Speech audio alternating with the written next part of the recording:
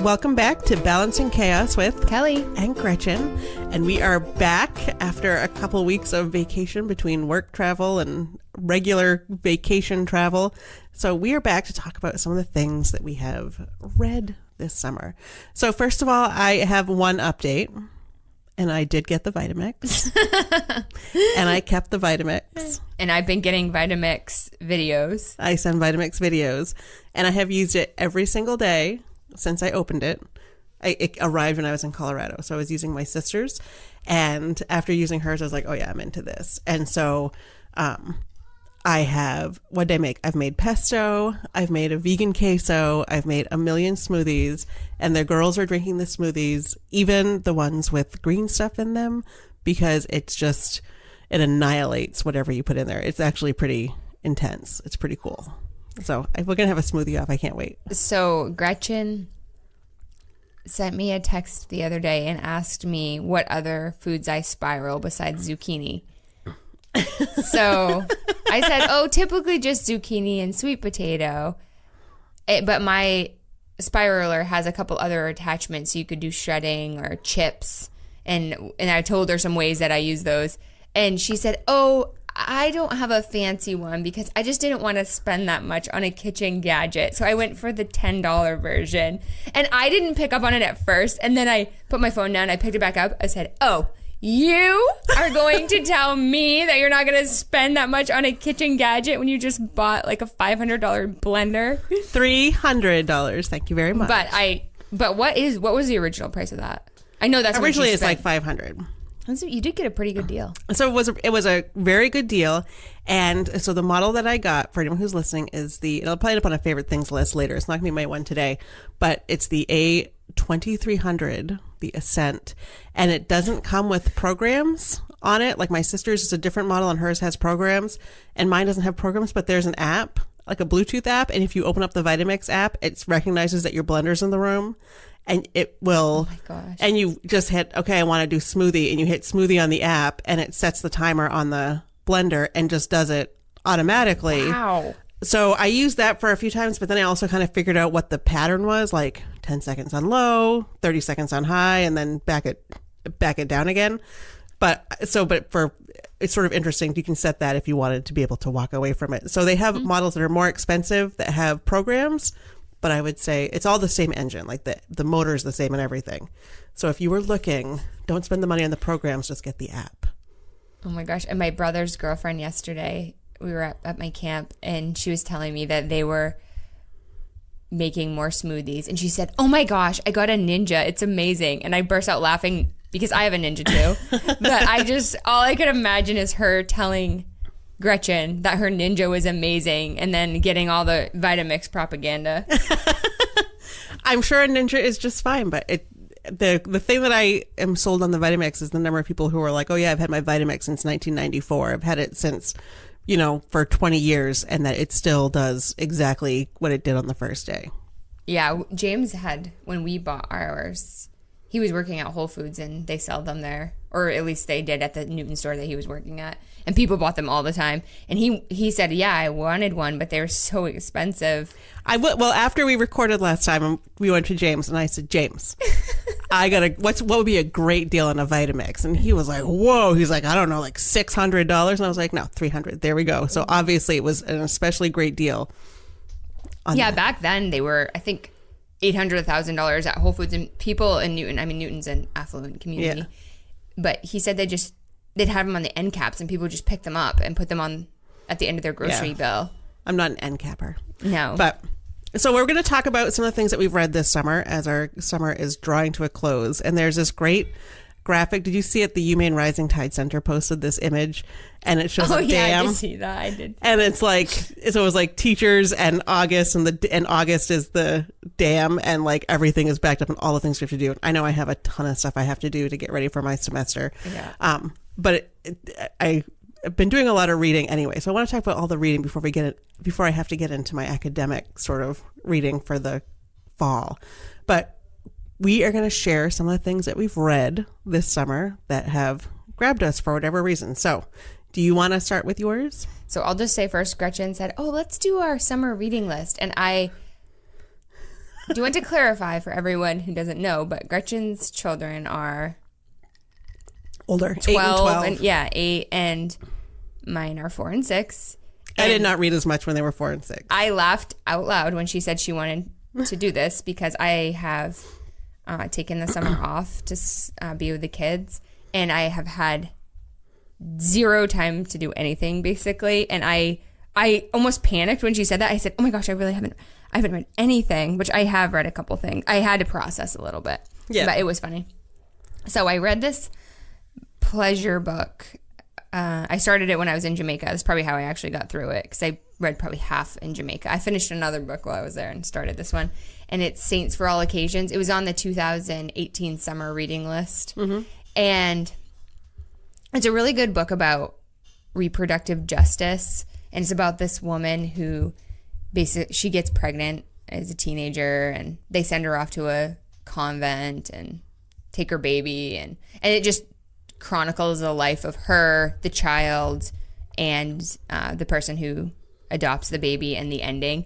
And it's kind of actually depressing. I think maybe because I was thinking about it from a systematic perspective of how messed up it is and how this definitely happens all the time. But anyway, it's really eye-opening, and I recommend it if people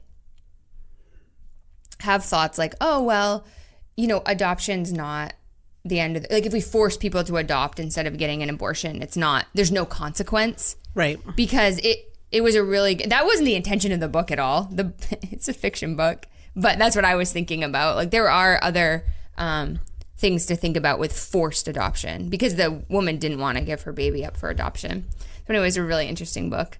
Saints for All Occasions. It's something to consider with our current Supreme Court nominee, who was pulled from a list of people that had vowed that they would overturn Roe v. Wade, which could have devastating consequences for reproductive justice in this country. Mm-hmm. So my little political PSA is going to jump in here. If you live in Maine or Alaska or anywhere, call your senators and say that you don't support this, because I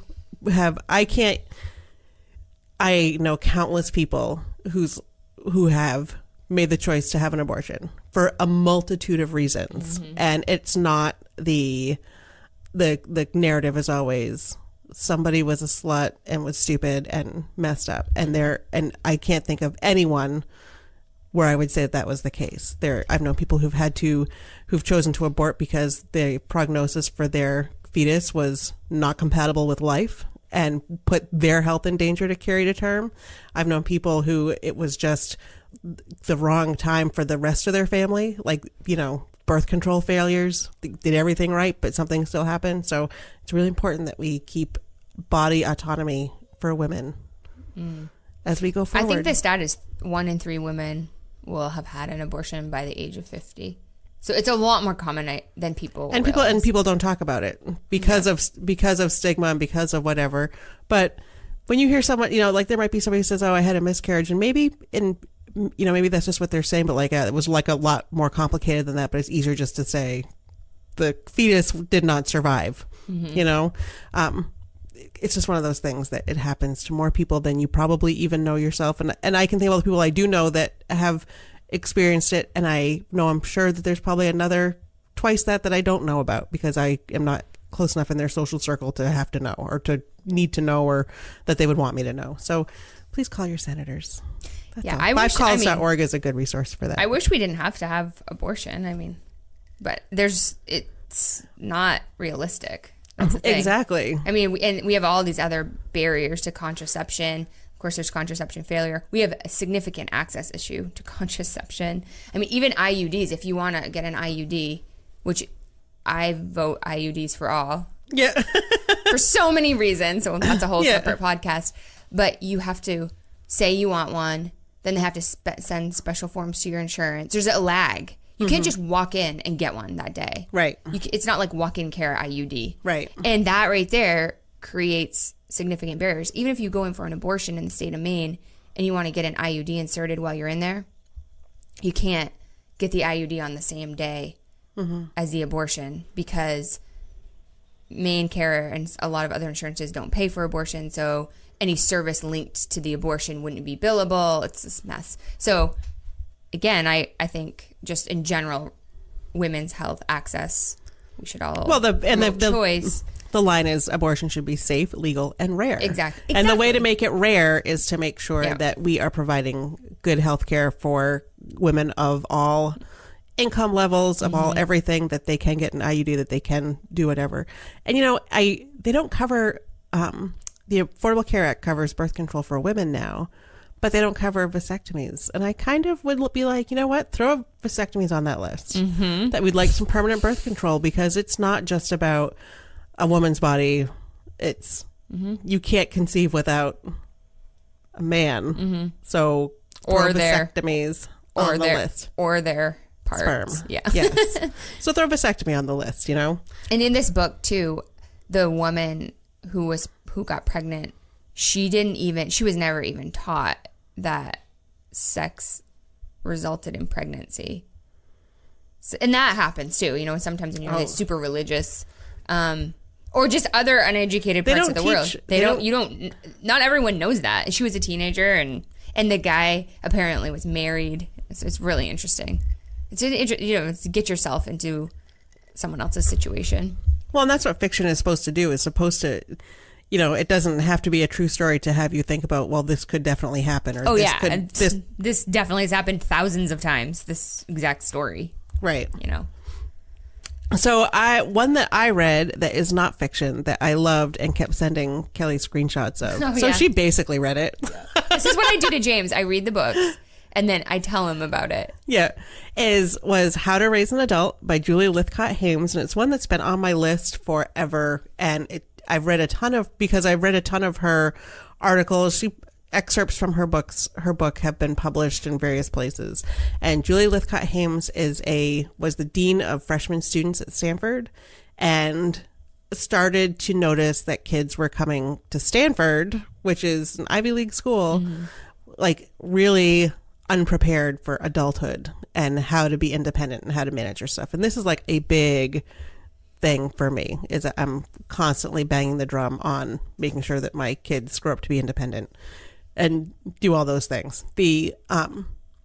Partly because we work in higher ed, so I think that we see it, and partly just because I think that it's important to make sure that my girls especially are able to take care of themselves, because we are obviously a pretty feminist household and are not saying, well, don't worry about learning how to do that because you'll just have a man do that for you later. Like, no, you need to learn how to do all this stuff. So there were some great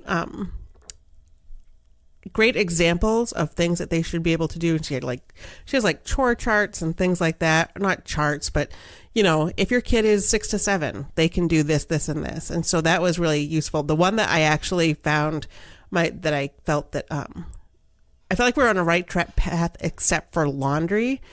And I'm like, I think that we still just do all the laundry just because it's easier to just get it all done. And we just do big loads. Like I think we did 3 loads yesterday. And so I was like, that's one that we need to work on. But one of the pieces that I thought was really cool was that it's important not to center your life on your kids, which I firmly believe in, which doesn't mean that you neglect your children, but that your kids are not the focus of every single thing you do. And one of the ones that I sent to my friends, and I was trying to find the screenshot, but it was, it's important to model that you have friendships too, and that you have outside needs. And one was, if you're sitting on the porch with a friend and having a drink of your choice while the kids play on their own, that's modeling how to have an adult friendship. And I was like, I am really good at that. So I was like, I would recommend it to anybody who has kids, especially as they're heading into the middle school years, because it really does give some insight, and especially for people who grew up with more independence, like I think you and I did, looking at how kids are a lot less independent these days because they're being driven from activity to activity, and they're shuttled around, and they don't have much free play, and they don't have much free agency on what they're going to do and when they're going to do it, just because of the necessity of schedules and all of that. It was a really good book with some really good practical. It wasn't just sort of like, you're doing it wrong, you suck. It was, here's some ways to make sure that you get them ready to be 18. So one of the things that it said was, And I found one screenshot, and it was like things that an 18-year-old must be able to do. And so one of them was that an 18-year-old must be able to talk to strangers, faculty, deans, advisors, landlords, store clerks, HR managers, coworkers, bank tellers, healthcare providers, bus drivers, mechanics in the real world. And so what she says is that we teach kids to not talk to strangers when you have to learn how to talk to strangers. And so that's why I have sent Ingrid into the store with money. I'll pick something up. Like, you need to learn how to have these social interactions. You're not going to have me by your side the whole time. And that also comes up in the book, Protecting the Gift, which is another one of my favorites, about sending kids out there and how to, basically you scaffold them up, that's education term right there. Scaffold them up to be able to talk to strangers by setting up the scenario. You're going to go in, here's some money, pick out some desserts, pay for it, bring me the change. But that involves an interaction with someone who is a stranger, air quotes. So I think that that's a really good skill. And it has other things like must be able to find your way around a campus and find your way around and know how to get from point A to point B. And I was thinking, I wonder if our kids will ever use paper maps or need to know or understand what a map means versus just going to like Apple Maps and saying directions to blah, blah, blah. I doubt it. Yeah. It's so funny when I read a lot of books. I've already said this before, nonfiction books that Shira has dubbed my self-help books. But a lot of times when I read them, I think, oh, funny, this is a book. And this stranger thing, it comes up in a lot of books. But I think it's really interesting because I've just never had a fear of talking to strangers.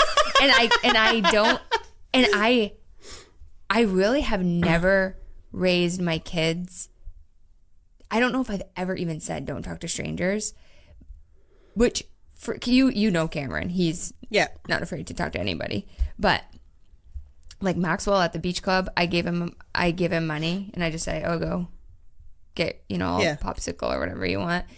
But the other day we were at the park and Maxwell really wanted to go home. It was hot. But Cameron was having such a fun time. He didn't want to leave, but I was there by myself. And so he goes over to this kid in his class. One of his kids in his class was there with his dad, but I'd never met the guy.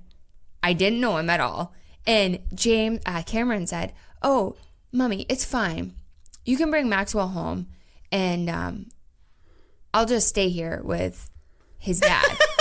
Was his dad like, Yeah, and then it created this really uncomfortable moment for me because I didn't want to offend the dad, but I wasn't going to leave him there with him either. I didn't know the guy. Right. So then I found it took me forever to get out of the situation without hopefully offending anybody. So then when we got home, I said to Cameron, I am the one who decides who you stay with. So I need to offer it. It can't be your suggestion because, there are a lot of factors we need to think about. But then I thought, gosh, I really haven't done a good job giving him an awareness that's not everyone may be safe. I'm sure this guy was totally fine, but I didn't have any idea who he was. I wasn't just going to leave my kid with him. So I think if anything, I've gone the wrong way, the other way, because I was never afraid of it. I had very little. My mother was not on top of things, which I actually don't have any negative concerns about that because I think it helped me to be much more independent. Well, and one of the things the things that they do say to teachers that, adults never need help from a kid. And that's one. So if a grown-up says, can you help me find my dog?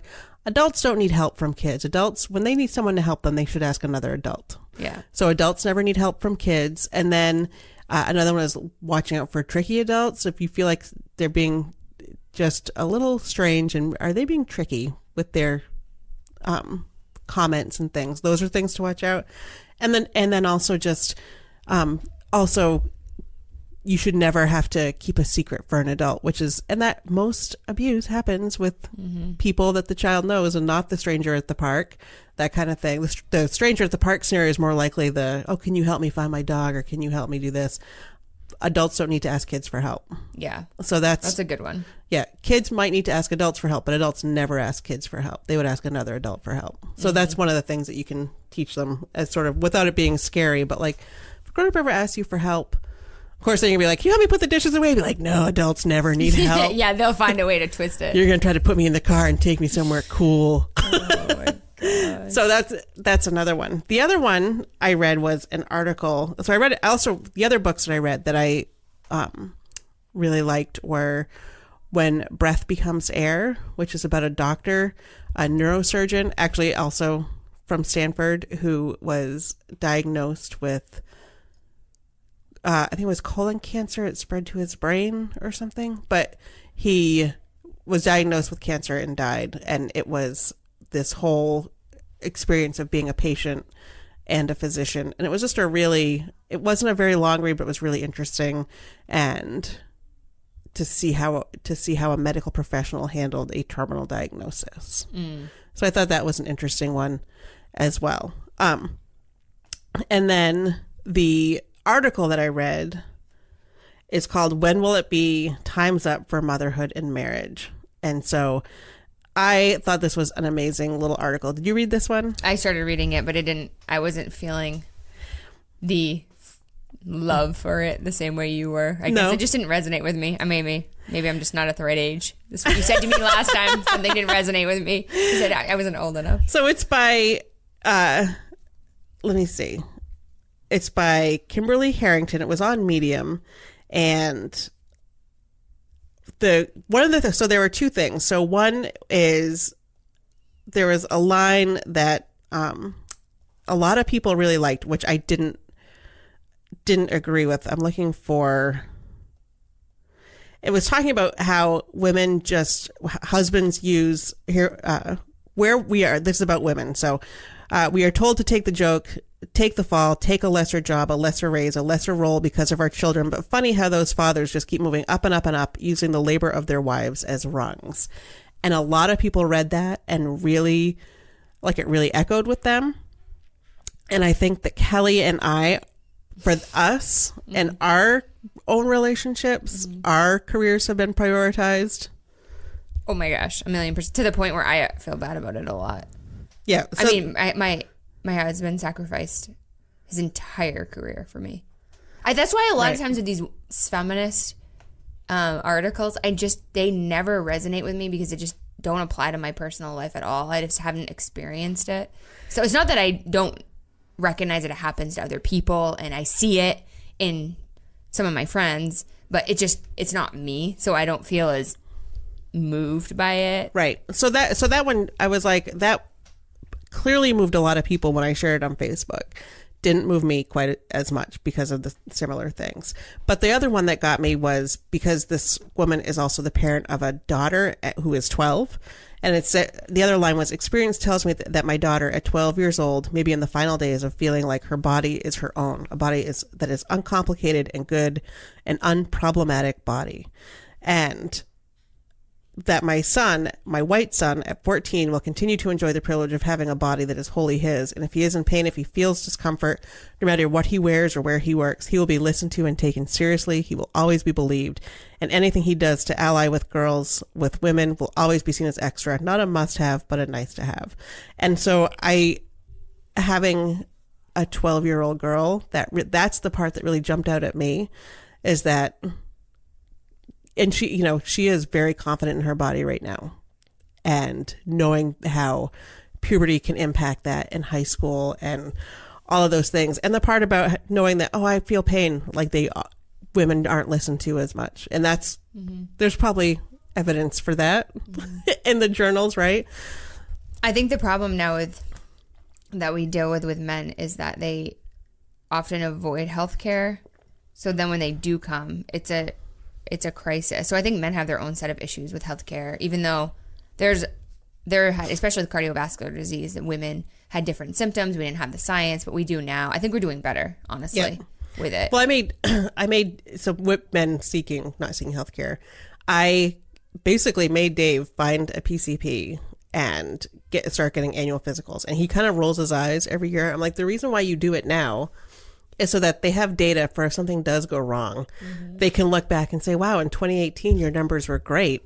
What happened in 2019 or whatever? And if something does go wrong, you have someone you can call and they will get you in. If you're trying to find a doctor when something's wrong, that can be tricky. And you know what made me do that was I listened to a podcast with Katie Couric talking about her husband getting diagnosed with colon cancer, and he didn't have a doctor. And she was Katie freaking Couric on the Today Show at the time.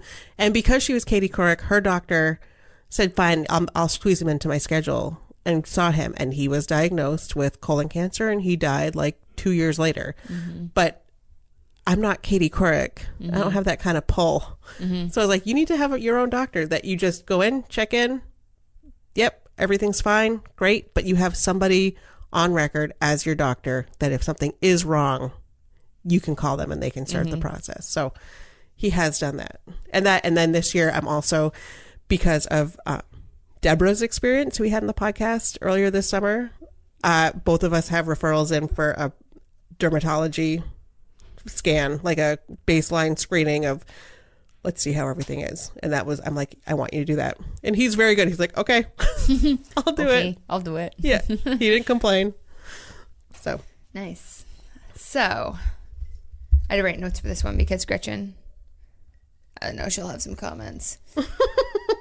So I read an interesting series of articles this past week about cell phone radiation.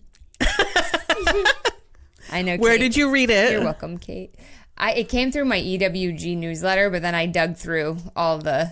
I know that you would look. Went for the back evidence. to it. So the state of California had been investigating the science on cell phone radiation. They put together a work panel for something like 5 years, and then it just dropped, and they didn't push any public notices out or change any put any warnings. They're big on warnings out in California. I think they have a warning on coffee even.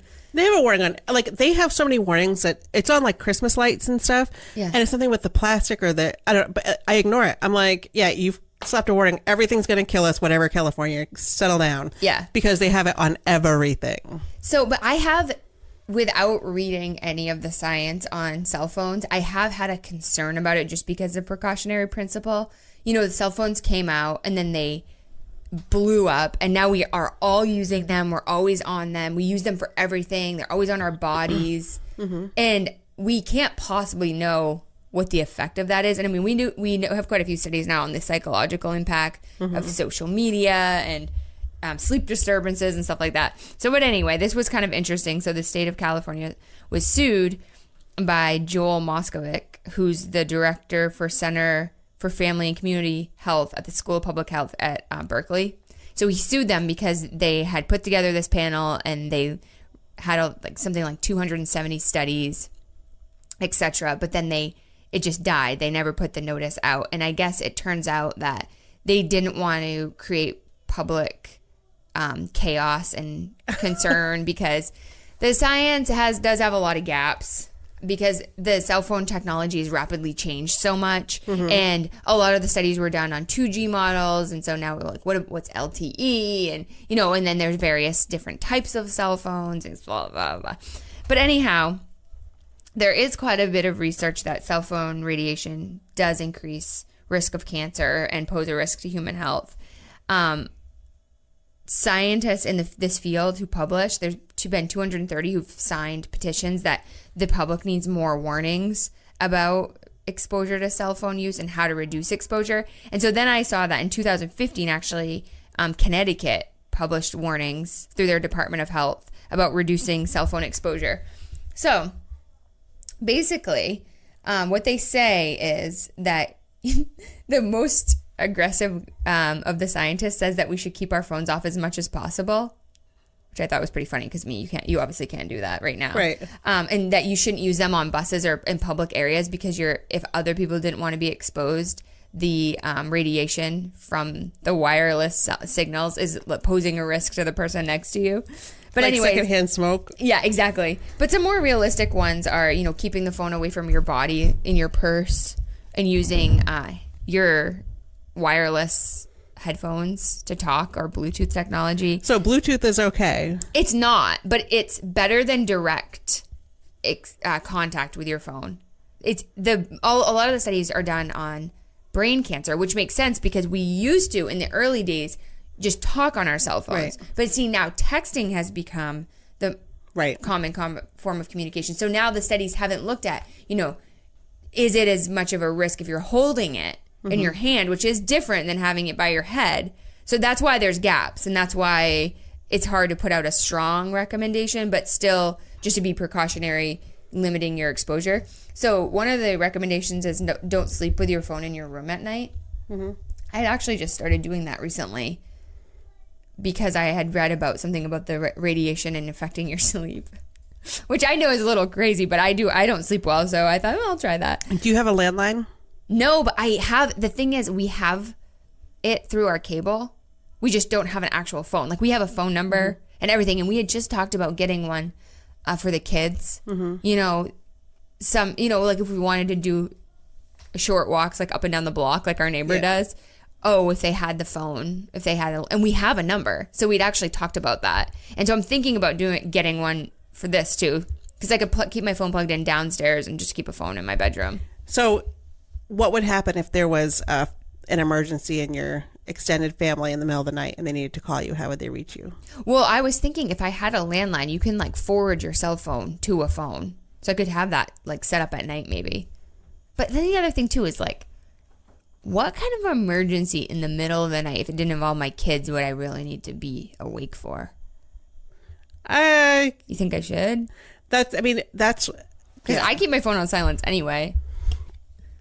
I keep mine on silent except for my VIP numbers, so that if there is we've been over that, so that if my sister or my parents or somebody, this may have been when Dave's mom was alive, she was sick quite often, and I think there were some times where we had to be reached in the middle of the night.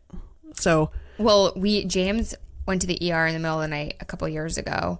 His oxygen was 70. He was blue. It was terrible. But anyhow, I called his mother. Was the first person I called because I had the little kids. I mean, the kids were very small at the time too, and they were sleeping. I think it was 1 or 2 o'clock in the morning, and she didn't answer. I didn't leave her a message.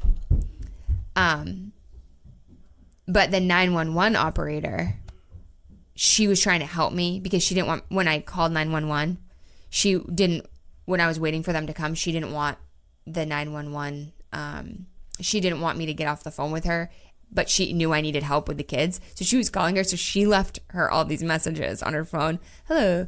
Yeah. This is 911. Your son is. Oh my God. Yeah. So when she woke up in the morning at like 7 a.m., she had 3 911 calls on her voicemail. So did you get someone to come? I called my dad. So now that I'm thinking back on it, I called 911 first, and the 911 people helped me call people. But she was trying to work on, someone was helping her call my mother-in-law while she was walking me through all the things to do. And once the 911, once the EMTs arrived at our house, I called my dad, and he answered in like the first ring because he keeps the phone right by his bed, and he's a light sleeper, which I knew he would. Right. But I knew she'd want to know. That's why I said call her. So anyhow, I said, James is going to the hospital by ambulance. I need you here right now. And he's like, okay. So he got here so fast. He lives in Orrington, which is 20 minutes away.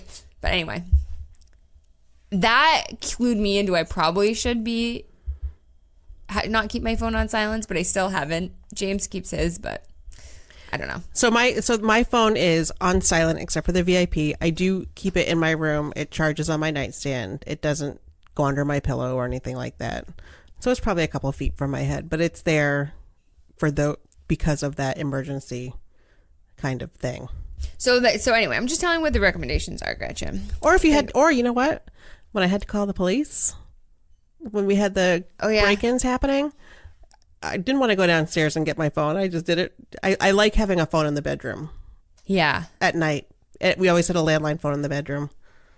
Yeah, I think I might put a landline in there. But I had been charging mine downstairs, but James's is still in my room, which is kind of silly because obviously if I think it's going to affect me, his is going to affect me. But it says, the other really interesting one is it says, don't buy the shields that claim that they block the radiation because they don't, and there's no scientific evidence to support that they do. And in fact, the most radiation is delivered through your phone when it's searching for a signal. So if you put one of those shields on, it has to work harder to search for the signal. So it's actually emitting more radiation. So California and Connecticut have both advised not to buy those shields because they're scams. Limit kids' exposures because there's no good science on the developing brain, and that's really what they're most concerned about. And there was I will say that Ingrid's phone lives downstairs at night. Hers does not go into her room. We have screen-free bedrooms. Yeah. I guess that was all of them. But of course then your iWatch.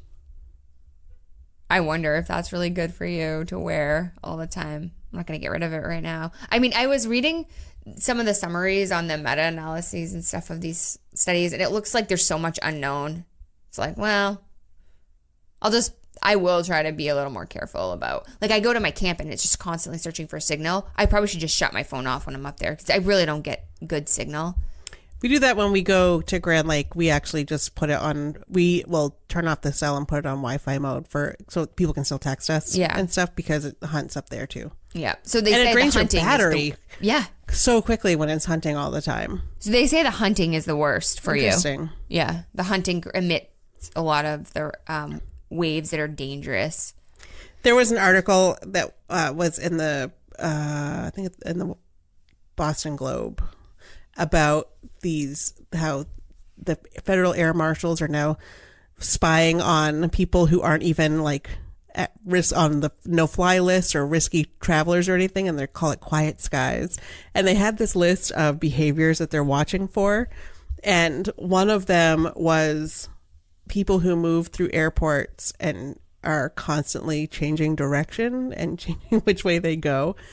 And I read this after I got back from Colorado, and I was dying because I had a 4-hour layover at O'Hare, and I was so bored. So I played Pokemon Go.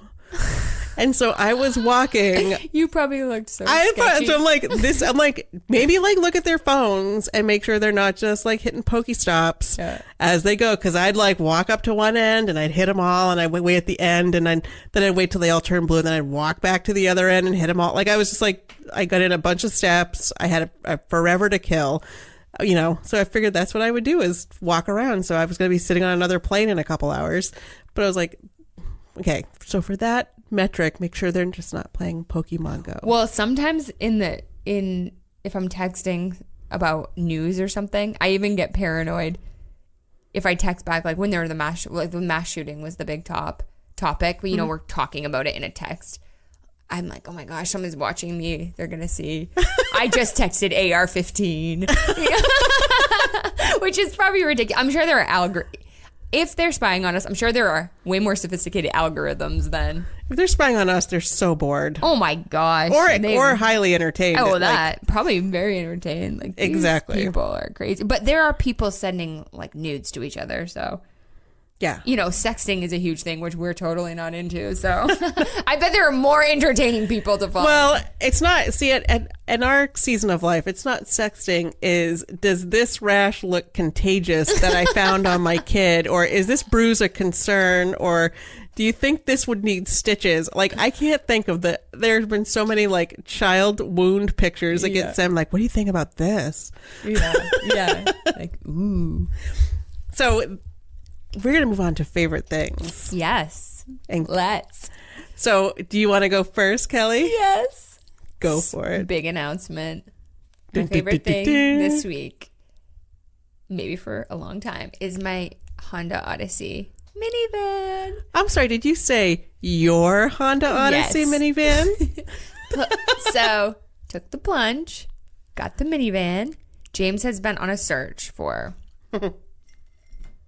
I don't know, a month of really trying to figure out what we were going to do. So anyway, we got a minivan. We got a Honda Odyssey. It's amazing. It drives so nice. It drives like a luxury car. It really is such a smooth ride. I'm up high. I can see the road. It has all the features. It has a beautiful, what's that electronic screen thing called? Like the display? console. Yeah, display. It has Apple CarPlay, so you can plug your phone in and it will sync with your map, which is so nice because in my Subaru, I have to, hold my phone up to see where I'm going, and the phone always falls. So it's really nice. The thing I don't like about it is your texts do come through, and I can't seem to figure a way to shut it off. And Siri works so well in the car. The microphones must be advanced in there, so the kids, if I touch the text, which I've learned quickly not to do, but they were doing it yesterday. Oh yeah, yeah. So if the text reads you. If the car reads you the text message, the kids can reply. They'll say, oh, yes. And then they'll start talking, even from the way back, and the microphones are picking up on it. So they get a kick out of doing that. So yesterday they were texting, I love you, Vivian and Willa, or I don't know what. And then, like, Alyssa, you're not dying. I don't know where that was coming from. I wasn't even in the car. I was, like, running inside to give Alyssa money, and they were texting text messages to her. That makes so much more sense now that I know it was the kids. Yeah. Because we were like... Everyone was like, what, Kelley? Kelly's Siri's gone crazy. Yeah. So anyway, I have probably had at least one or two extra children with me almost daily since I bought the minivan, which has been a lot of fun. So one of the best stories is I was at the school. There's a summer reading program at the neighborhood school, and after we had gotten outside to play on the playground with another family, and it got really late. The kids were having a blast. It was about 12:30, and it was so hot because, of course, it's been so hot this summer. It was probably 90 degrees, and she lives quite a ways from the school. And she goes, oh, no, I got to still walk my kids home. They haven't had lunch. She was a little worried. And I said, geez, that's too bad. And then it dawned on me that I had the van. I think it was the second day I'd owned it. Yeah. And I had all the car seats loaded in, too, because I had just taken a whole slew of kids the day before. So I looked at her and I said, oh, I bought a minivan. And she looked at me and she goes, you bought a minivan? I said, yeah. And I have 4 car seats. I can give you a ride home. And she's like, that's awesome. And we were both genuinely so excited about the scenario. So it was so funny. And I gave her a ride home. I felt so good about it. So that's probably my first unintended use of the van. The other day I put a refrigerator and a stroller, my dog and my kids in the van. No problem. Oh yeah, and lots of room. The thing about the minivan is that I knew I needed 3 rows of seating, and I was so anti-minivans. Oh my gosh. I feel really bad because I've given countless number of people a hard time about owning a minivan, and I had gone to look at 3 rows of seating. I looked at Pilots, and I looked at the Atlas, which is probably the best so far in terms of the 3rd row being a legit row. Oh, and we even looked at the Ascents too. Mm-hmm. But the thing is that those cars are more expensive, and then you lose your storage, which you've already said. But I had to come to this conclusion on my own. So I went with the minivan. And the other thing, too, is some of my friends say, oh, my gosh, Gretchen has so much influence on you. But what people don't understand is they just hear us talking to each other. They don't know that I have 10 friends with minivans who always obsessed with me about how much they love their minivans. And my friend Katie, I go in her minivan like every other day with my kids because I can't take us all in one car. So there's been a lot of influence on the minivan. Oh, it's not just me. No, it's anyone not. Who has a minivan will tell you that the minivan is the way to go. Yeah, for sure. Exactly. I don't regret it. And even James loves it. And we took Lottie up to Moosehead, and we went up to Moosehead, and we brought all the bikes. We brought all our stuff. There was no limitation on space. We could bring anything we wanted up there. We had all our bags and coolers and everything. And we brought the dog's bed. And we put her bed in there. And she was sprawled out. And the van has charging ports for tablets. Which, speaking of radiation, that's really nice. But anyway, so it's so equipped for travel. So even James said, yeah, I'm really glad we went with the minivan. It's not cute, but it's super functional. I think it's beautiful. I think it's a luxurious, beautiful, lovely vehicle, and it's wonderful. And yes, I was very surprised to see I got a text of a picture of James in the minivan. And I was like, is this a test drive? What is this? What's going on? And Kelley was at a meeting, and apparently it screwed up Kelley's big plan to reveal the minivan to me. James went and picks up the minivan, goes and picks up the minivan, drives through the whole neighborhood. I'm trying to solve the state's heroin epidemic. In the meantime, James, I'm getting my watch and my phone are blowing up with pictures of James visiting the neighbors in the minivan. He stole all He my came to our house, pulled up. Stole all my thunder. Oh, well. But it's okay. But you get the thunder for the rest of the time. That's right. Now you get to roll up. But isn't it nice to be able, like, that's one of the things, that was one of the tipping points when I bought mine, was a similar playground situation. I had an Outback, and there was a mom and kid, and I was like, I don't have room. I'm so sorry. Like, I wish I could take you. And I was like, I hated leaving her. Yeah. And so that was one of the motivations. I wanted to have room to take people. So I definitely, in my van's running fine. We have it all loaded up for we're going camping this week. And you talk about loading a lot of stuff in. Mm-hmm. And we'll take a lot of stuff. It's wonderful. And when I take my next trip to Whole Foods. Oh my God. See, because James, whenever we go down, he said, we always have a storage capacity issue because the super is really not that big. Right. And once we're usually traveling down. I don't just drive down there to go to Whole Foods. I want to clarify that for people. Yes. I got some crap for that the other day. I was like, are you kidding me? I don't just drive down to grocery shop at Whole Foods. I'm going there either on a trip for some other reason. And when people go to Portland from here, it's default that when you go to Portland, you put out a call like, hey, I'm going to Portland. I'm going to stop at Whole Foods and Trader Joe's. Does anybody need anything? Right. I pick up stuff for other people all the time. So, IKEA, when I do our IKEA pilgrimage, it's 95% other people's stuff at this point, but it's a fun day trip. I want to go to IKEA too. Think of what I could buy at IKEA. I know what you can buy at that IKEA. Minivan. You take out every seat and you can buy literally anything in the store. It is crazy. The seats, and just with the one little click of a button, they just go down into the floor and then just makes a completely flat surface. Mm-hmm. It's amazing. And the kids can do it. That's how simple it is. Yeah. Anyway. Minivan. So my favorite thing is Lottie. Oh, she's so sweet. And because Kelley and I haven't seen each other in like 2 weeks, it's been crazy. And Dave and I went for dinner, and there was this dog there that was a husky golden retriever mix. Mm-hmm. So like a golden, but it had the light blue eyes. And so we were talking about dogs. And I was like, Lottie is the only dog, because I will tell you I'm not a dog person. Yeah. And Dave wants to at some point. Dave's like, I don't want to live my whole life without ever having a dog. And I'm like, well, good luck, because I don't want a damn dog. Yeah. Dogs are a lot of work. And I was like, Lottie's the dog that has made me soften my position. And he's like, really? And I was like, yeah. He's like, wait. I'm like, we go for walks in the morning.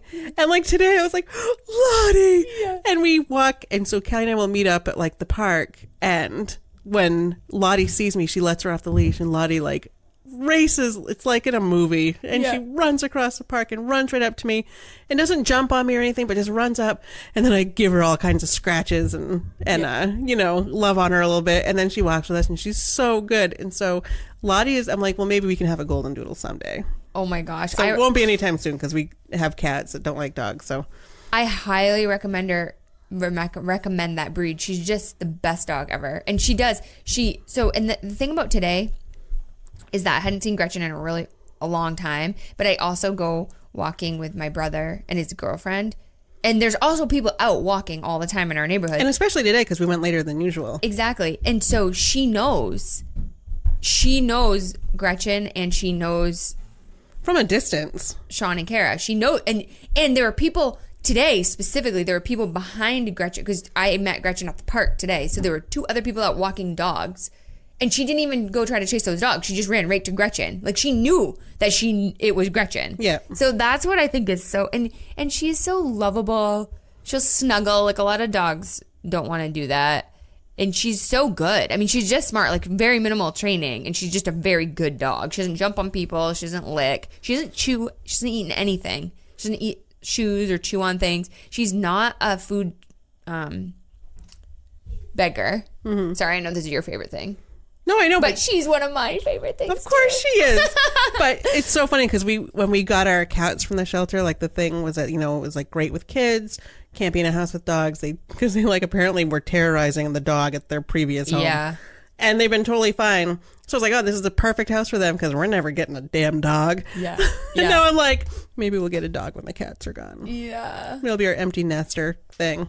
I brought Lottie over to your house and she wanted to chase your cats so badly. Oh, yeah. Oh, yeah. Well, apparently our cats would chase the dog at their previous home. Like, it wasn't that the dogs chased the cats, that they would chase the dog and you know, and our cats are really pretty mellow. So, well, in college, I had 2 cats and James had Duke. And then my roommate was supposed to take the cats. She had a bad breakup. I ended up with the cats about a year or 2 after James and I had lived together. So the dog and the cats had never lived together. And so when the cats came, it was crazy. The cats would pin the dog and growl and hiss. And it was such a nightmare. And I never thought they would coexist. And I don't know, years into it, you'd find them all snuggling in a bed together. So they did eventually learn, oh, okay, we're all family. But the cat, particularly my one cat, Bernie, he was in charge. Yeah. He was like, Duke, don't do that. I will bat you with my 5 paw. He had the thumb paw. He'd stare him down. Like, I'm in charge. I don't care if you're 100 times bigger than me. I'm the one in charge. Got it, dude? So, anyway. So that's my favorite thing because I realized I was actually like missing Lottie because I hadn't seen you in so long. She's so sweet. I know. All right. So that's going to do it for this week. And we are working on some guests for our future episodes now that we're sort of done with our travel. And you can always find us on Facebook and answer any questions. If you want to see my Vitamix, I'll put a picture up. And we are going to have a smoothie off, and I'll make sure to put up the results of that to see how it goes. And you can also like us on Facebook, or Twitter, Instagram. You can leave us a review on iTunes or Stitcher or tell a friend. And if you have any questions or anything, you can always email us at balancingchaospodcast@gmail.com. So until next week, have a great week. Bye. Bye.